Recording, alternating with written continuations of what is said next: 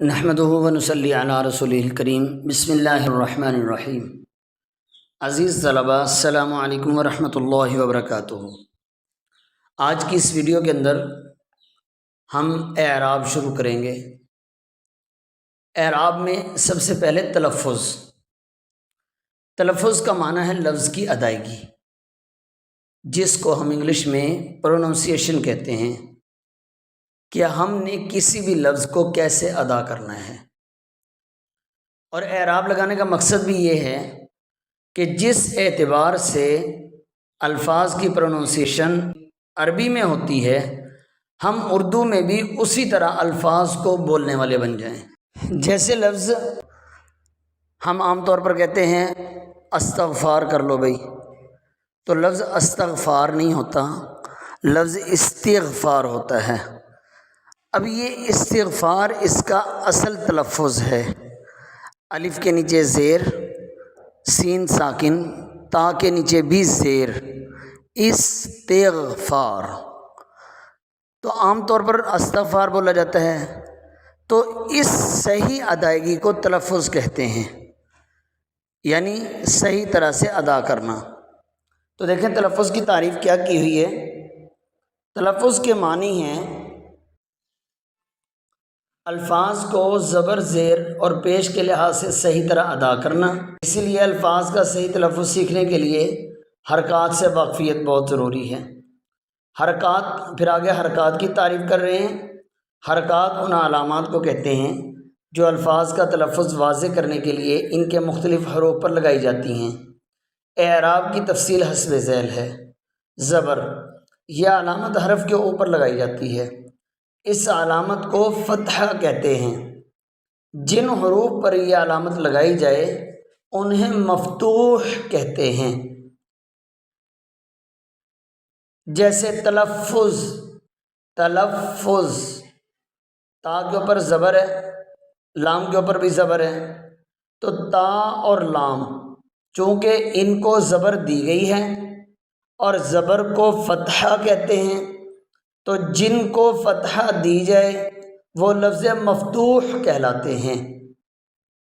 تلفظ کے الفاظ میں تا اور لام دونوں مفتوح ہیں، یا عمل میں عین اور میم دونوں مفتوح ہیں۔ دوسرا دیکھیں زیر، یہ علامت حرف کے نیچے لگائی جاتی ہے، اس علامت کو کسرہ کہتے ہیں۔ کسرہ زیر کا دوسرا نام۔ جس حرف کے نیچے یہ علامت ہوگی اسے مکسور کہیں گے۔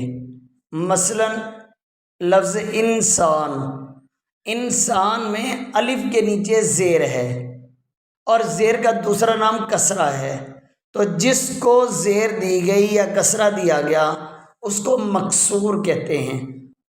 تو جسم میں جیم مکسور ہے۔ تیسرا دیکھیں پیش، یہ علامت حرف کے اوپر لگائی جاتی ہے، اس علامت کا دوسرا نام ضمہ ہے۔ جس حرف پر پیش ہو اسے مضموم کہتے ہیں۔ مثلا لفظ حروف، ہا کے اوپر پیش، را کے اوپر پیش، ہا پیش، حروف۔ تو ہا اور را دونوں کیا ہوں گے؟ یہ مضموم ہوں گے۔ لفظ زکام، اسی طرح لفظ بخار، ان دونوں میں زا اور با دونوں مضموم ہوں گے۔ سکون، کسی حرف کو ساکن ظاہر کرنے کے لیے اس کے اوپر جزم یا سکون کی علامت لگائی جاتی ہے۔ چھوٹا سا دال سا ہوتا ہے، جیسے استغفار، سین کے اوپر چھوٹا سا دال بنا ہوا ہے، استغفار، اس کو چھوٹے سے دال کو یہ سکون کی علامت ہے۔ اور اسی طرح سکون والے حرف کو تو تھوڑی دیر کے لیے، یہ بالکل معمولی سے لمحے کے لیے تھوڑا سا سکون ہو جاتا ہے، سٹے ہو جاتا ہے، بندہ ٹھہر جاتا ہے۔ جیسے مثال کے طور پر استغفار، الحمدللہ رب العالمین۔ اب دیکھیں الحمد، اب جب ہم اس کو پڑھتے ہیں تیزی سے بھی پڑھیں تو تھوڑا سا سٹے جیسے ہوتا ہے ایسے ہوتا ہے، الحمد تھوڑا سا اسٹے ہو رہا ہے، تو یعنی سکون ہو رہا ہے، لام کے اوپر کوئی حرکت نہیں ہے، جس حرف پر یہ علامت ہو وہ ساکن کہلائے گا۔ مثلا لفظ عقل میں قاف ساکن ہے، لفظ میں فا ساکن ہے، حرف میں را ساکن ہے۔ پانچواں ہے تشدید کو شد بھی کہتے ہیں، یہ علامت حرف کے اوپر لگائی جاتی ہے، اور جیسے شین کے اوپر دیکھیں لگی ہوئی ہے، جس حرف پر یہ علامت ہوگی اسے ہم مشدد کہتے ہیں۔ شد کا معنی ہے سخت، تو جس حرف پر یہ شد کی علامت لگائی جاتی ہے اس کو دوسرے حروف کی بنسبت سختی سے پڑھتے ہیں، مشدد۔ جیسے تبت یدا ابی لہب وتب، تبت با کے اوپر شد ہے، تبت، مشدد دال کے اوپر شد ہے، اور اس کو ایسے لگتا ہے جیسے دو بار پڑھا جا رہا ہے، اور اس حرف کی آواز ایسے ہوگی جیسے اسے دو بار پڑھا جا رہا ہو۔ جیسے لفظ تلفظ میں فا پر تشدید ہے، یا مشدد میں پہلے دال کے اوپر تشدید ہے۔ معلم لام میں شد، لام مشدد ہے، لام کے اوپر شد ہے، بولتے وقت اسے دو بار ادا کیا جاتا ہے۔ تو جس حرف کے اوپر شد ہوگی اس کو مشدد کہتے ہیں، مشدد کہتے ہیں۔ تو شد کا معنی سختی، تو جس اعتبار سے اس کے اوپر جب شد آ جاتی ہے کسی بھی حرف پر تو اس کو سخت کر کے پڑھتے ہیں، اس لیے اس کو مشدد کہتے ہیں۔ تو دیکھیں مندرجہ بالا علامات اردو میں عام طور سے استعمال ہوتی ہیں، لیکن ان کے علاوہ کچھ علامات ایسی بھی ہیں جو نسبتاً کم استعمال کی جاتی ہیں، لیکن صحیح تلفظ کے لیے ان کا جاننا بھی ضروری ہے۔ یہ علامات حسب ذیل ہیں۔ نمبر 1 مد۔ مد کا معنی ہے کھینچنا، لمبا کرنا۔ اب دیکھیں جس حرف پر مد ہوتی ہے اس حرف کو لمبا کر کے پڑھا جاتا ہے۔ یہ علامت صرف الف پر لگائی جاتی ہے، الف مد آ، جس الف پر یہ ہوگی اسے الف ممدودہ کہیں گے۔ مد، مد کو کہتے ہیں جو علامت ہوتی ہے، اور ممدودہ جس پر مد لگائی جائے۔ جہاں یہ علامت ہو وہاں الف کو لمبا کر کے پڑھتے ہیں، مثلا عام، آج، آن، آگ وغیرہ۔ قرآن پاک میں بھی ایسی ہے، الف لام میم، دیکھیں مد ذرا لمبا کر کے پڑھا ہے۔ دیکھیں آگے نمبر 2 کھڑی زبر۔ یہ علامت صرف عربی الفاظ میں استعمال ہوتی ہے، مثلا لفظ اسحاق میں حا پر کھڑی زبر ہے، اسی طرح عیسیٰ، موسیٰ اور اللہ پر بھی کھڑی زبر ہے۔ اور کھڑی زبر کا کیا مطلب ہے؟ جس طرح کسی حرف کے آگے الف ہو تو اس حرف کو ذرا تھوڑا سا لمبا کر کے پڑھتے ہیں، اسی طرح جس حرف پر کھڑی زبر ہوتی ہے اس کو بھی ذرا لمبا کر کے پڑھتے ہیں۔ اسماعیل 2 طرح سے لکھا جاتا ہے، ایک الف کے ساتھ میم کے بعد الف اسماعیل، اور ایک کھڑی زبر کے ساتھ کہ میم کے اوپر کھڑی زبر لگا دی اسماعیل۔ اسی طرح اسحاق الف کے ساتھ بھی لکھا جاتا ہے اسحاق، اور کھڑی زبر کے ساتھ بھی لکھا جاتا ہے اسحاق، لیکن پڑھنے میں دونوں برابر ہیں۔ نمبر 3 کھڑی زیر۔ یہ علامت حرف کے نیچے لگائی جاتی ہے، جیسے آلی ہی، بعینی ہی، فی نفسی ہی وغیرہ۔ اب یہاں جتنے بھی ہی کا لفظ ہیں، لفظ کے اندر ہی حرف ہے، اس کے نیچے کھڑی زیر ہے، تو ہم نیچے کو لمبا کر کے پڑھتے ہیں۔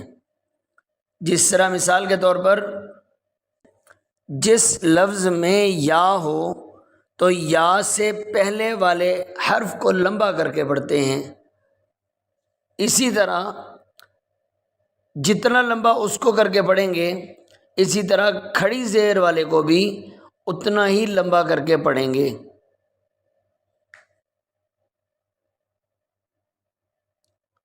आगे सफ़ा नंबर 38 में देखें, नंबर 4 उल्टी पेश।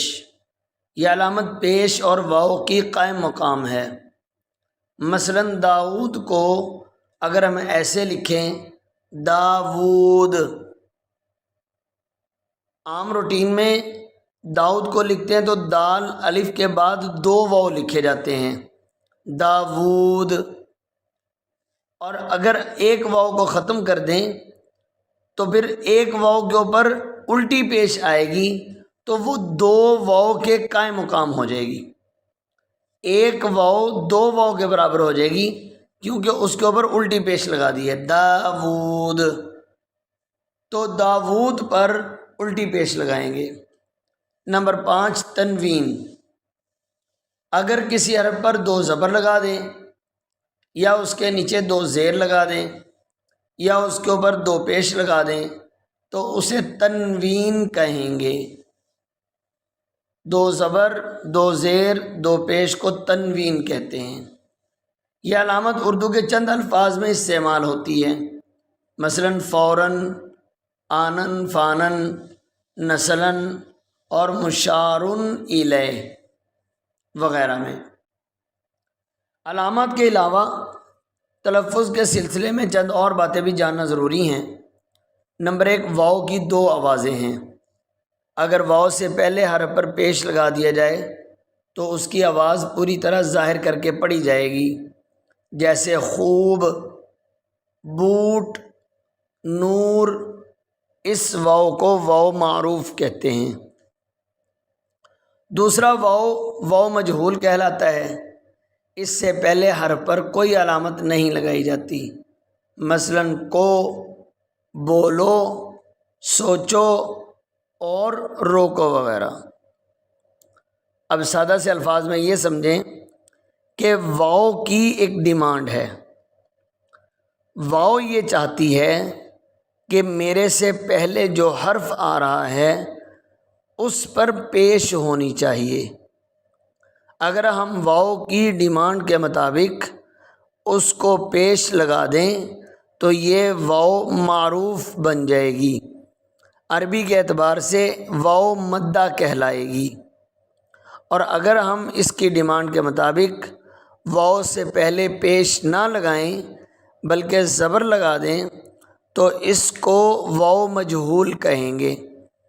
अरबी के एतबार से ये वाव लीन बन जाएगी, जैसे सौमन। अब सौ, सौद ज़बर वाव, सौ। अब सौ के ऊपर वाव से पहले ज़बर आ रही है। आगे देखें, नंबर 2, वाव की तरह या की भी 2 आवाज़ें हैं। जिस या से पहले हर्फ के नीचे ज़ेर होगा उसे खूब ज़ाहिर करके पढ़ा जाएगा, मसलन तीर, तीतर, पीर, खीर, हीर। ऐसी या को या मारूफ कहते हैं। दूसरी या जिसके पहले हर्फ के नीचे अलामत नहीं लगाई जाती उसे या मजहूल कहते हैं, जैसे शेर, बेर, बटेर। बच्चों की सहूलत के लिए या मारूफ को छोटी या और या मजहूल को बड़ी या भी कहते हैं। अब इसी तरह या की भी 2 सूरतें हैं। या की डिमांड ये होती है, या ये चाहती है कि मेरे से पहले वाले हर्फ के नीचे ज़ेर लगाई जाए। अब अगर हम इसके डिमांड के मुताबिक इससे पहले वाले हर्फ के नीचे ज़ेर लगा दें तो इसको या मारूफ कहेंगे और अरबी के एतबार से इसको या मद्दा कहेंगे। और अगर हम इसकी डिमांड और इसकी चाहत के मुताबिक या से पहले वाले हर्फ को ज़ेर ना दें तो इस सूरत में ये या मजहूल बन जाएगी। अरबी के एतबार से उसको या लीन कहते हैं। तो अज़ीज़ तलबा, आज की इस वीडियो में हमने 5 اعراب یعنی مد، کھڑی زبر، کھڑی زیر، الٹی پیش اور تنوین کے بارے میں پڑھا، اور اسی طرح واو معروف مجہول اور یا معروف مجہول کو پڑھا۔ ان کی تعریفیں وغیرہ اور تفصیل اچھی طرح سے یاد کر لینی ہے۔ السلام علیکم ورحمۃ اللہ وبرکاتہ۔